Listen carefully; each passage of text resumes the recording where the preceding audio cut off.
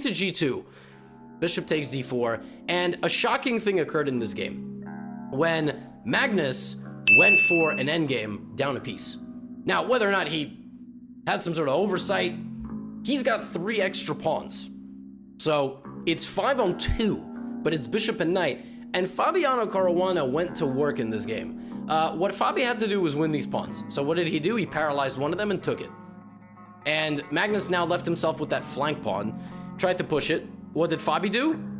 He created some weaknesses. He's just not trading anything, right? He doesn't want to trade his pawns. The only way you're going to win an endgame bishop knight versus bishop is with pawns. You're not going to beat the guy with bishop knight while they have a bishop on the board.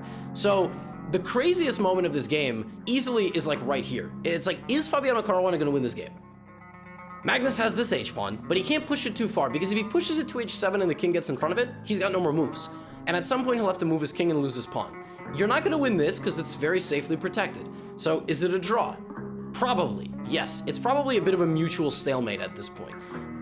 But a fatal error occurred on the 68th move of this game.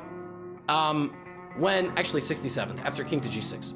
Now it looks like Magnus is just doing the only thing that he can do in this position, which is move his king back and forth. Apparently, in this position, after bishop g5, bishop c4, instead of knight to f3, which was played in the game by Fabiano Caruana, he could have played bishop h4. The point of bishop h4 is to very briefly defend this pawn from a little bit of a distance, okay? A little bit of a distance, and this knight goes to g1. This knight goes to the enemy corner square, and white has no moves left. Why does white have no moves? Because you are threatening to kind of come back and win this pawn at some point, forcing the king away from that pawn and to win it, or to mate the king. Like you're threatening to potentially just straight up box the king in. So if I try to trap your knight in the corner, what you do is you slide over, and now the white king runs out of squares. So this bishop will rotate, and at some point, black is gonna run out of moves, white is gonna run out of moves and have to push his pawn forward. So, for example, something like this, and you can continue to dance, and at some point I will walk my bishop in here and force you to push your pawn. What happens when you push your pawn is that you get paralyzed, and then at some point I bring the bishop right back and you're gonna lose. You're either gonna let my knight free or lose your h-pawn. And Fabiano Caruana, according to the engine, had mate in 30 after king to g6.